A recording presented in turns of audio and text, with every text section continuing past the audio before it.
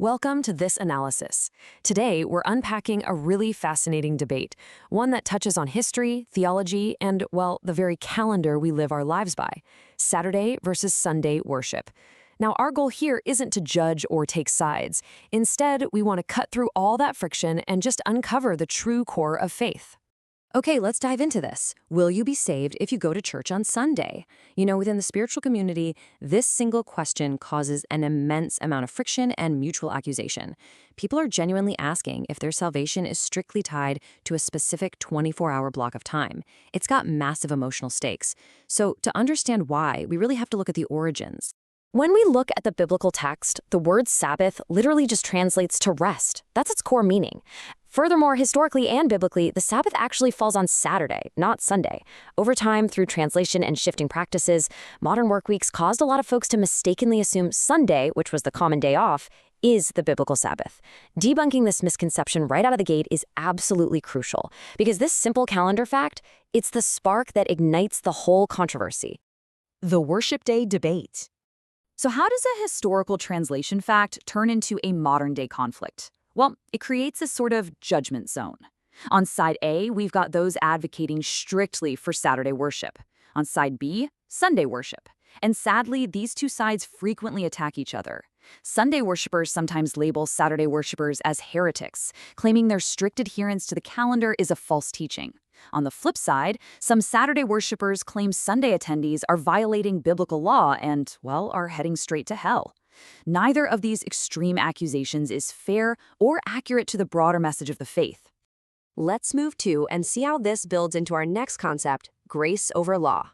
To really resolve this conflict, we have to pivot completely away from the calendar and look at this absolutely crucial anchor.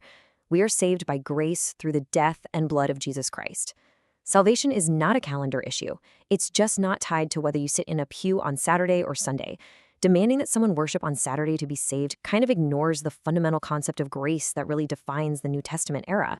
Now, there is some important nuance here. Worshipping on Saturday isn't wrong. In fact, it beautifully honors the Old Testament law that was originally given to the Jewish people.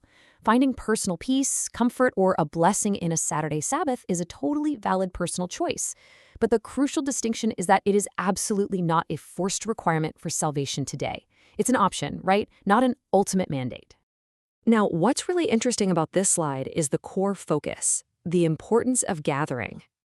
While people are busy fighting over Saturday versus Sunday, they're actually missing the real danger here, abandoning the act of gathering entirely.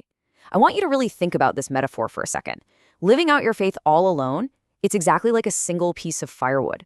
If you pull one burning log out of a roaring fire and set it on the cold ground, it extinguishes quickly.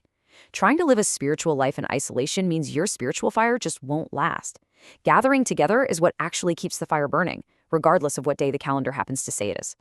Which brings us right to flexibility in worship. So if the most important thing is keeping that fire burning, how do we navigate this with our chaotic modern work schedules? The answer is flexibility. Because society is structured the way it is, the vast majority of people naturally rest on Sundays.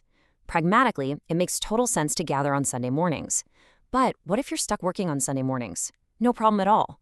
Organize a gathering on a Sunday night, meet on a Monday, gather on a Saturday, or literally any other evening of the week. The schedule should serve the gathering, not the other way around. So the crucial point is this: worshiping on any day is a good thing. Worshipping on Sunday is not a heresy, and worshipping on Saturday definitely doesn't mean you're condemning others. The day itself is secondary. What truly matters is the earnest act of gathering, supporting one another, and just engaging in worship itself. The divine presence isn't restricted to some rigid 24-hour window on the weekend.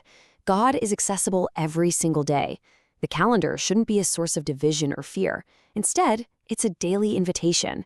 So I'll leave you with this to reflect on. If God is present every day, which day will you choose to draw near to Him? Thanks for joining me for this explainer, and keep learning.